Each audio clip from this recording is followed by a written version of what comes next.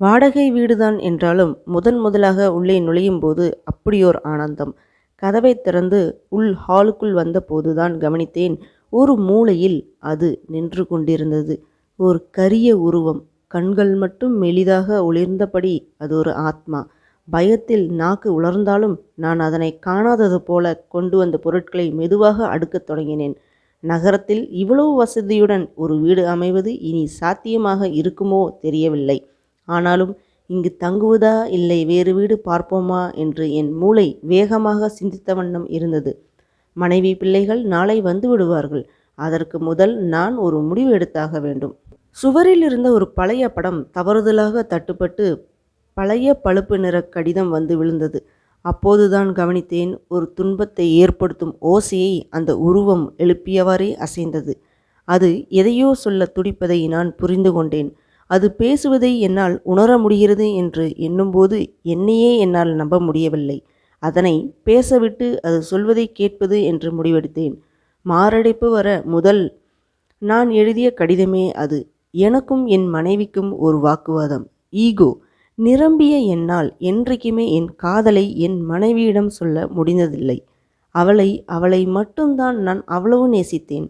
எங்கள் ஒவ்வொரு சண்டையின் பின்பும் அவள் அழுத அழுகைகள் என்னை துன்புறுத்தினாலும் என் ஈகோ, அந்த வரட்டு கௌரவம் எப்போதும் என்னை தாழ்த்தி அவளை நான் அவ்வளவு நேசிக்கிறேன் என்று சொல்ல அனுமதித்ததே இல்லை. தானே அழுது தானே சமாதானப்படுத்தி கொள்ளும் ஜீவன் அவள். ஒரு நாள் எங்களுக்குள் நீண்ட சண்டை. என்மேல் அன்பே இல்லை உங்களுக்கு என கூறி அவள் குழந்தைகளை கூட்டிக் கொண்டு அவள் பிறந்த வீடு போய்விட்டாள். அன்று இரவு முழுக்க யோசித்து எனது காதலையெல்லாம் கொட்டி அவளுக்கு ஒரு கடிதம் எழுதினேன். நான் நினைக்கிறேன் இதுவே அவளுக்கு என் காதலை, அன்பை நான் சொன்ன முதல் தடவை என்று. கடிதத்தை சுவரில் இருந்து படத்திற்கு பின்னால் வைத்துவிட்டு அடுத்த நாள் போஸ்ட் செய்யலாம் என எண்ணி தூங்க சென்றேன். தூக்கத்திலேயே மாரடைப்பு, அந்த சின்ன வயதிலேயே. அதன் பிறகு மனைவியும் குழந்தைகளும் வந்து அவர்கள் அழுது அழுகை, நானின்றி ஒவ்வொரு நாளும் அவள் பட்ட வேதனை, குழந்தைகளை வளர்க்க அவள் பட்ட துன்பம் எல்லாவரையும் பார்த்தபடி இந்த மூலையில் ஒடுங்கி இருந்தேன். ஒவ்வொரு முறையும் அவளை கட்டி அணைத்து வாழும்போது நான் உன்னை எவ்வளவு நேசித்தேன் என்று என் அன்பையெல்லாம் கொட்டி தீர்க்க வேண்டும் போல இருந்தாலும் இந்த ஆத்மாவால் அவளிடம் பேச முடியவில்லை. என் காதலை அவள் தெரிந்து கொண்டால் மட்டுமே என்னால் இப்பூ உலகை நீங்க முடியும். 10 வருடங்களாக இந்த வீட்டிலேயே சுற்றி சுற்றி வருகிறேன். சொல்லி முடித்த அந்த ஆன்மா என் கலங்கிய கண்களையே பார்த்த வண்ணம் இருந்தது. எனக்கு என்னையே பார்ப்பது போல் ஓர் உணர்வு. நானும் அதே ஈகோ நிரம்பிய ஒரு ஆண்தான்.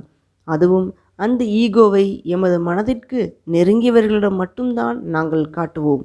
நான் ஃபோன் கால் பண்ணனதும் அடுத்த தெருவில் இருந்த அந்த வீட்டு ஓனர், அதாவது அந்த ஆத்மாவின் மனைவி, வளர்ந்த மகன்கள் பதட்டமாக ஓடி வந்தார்.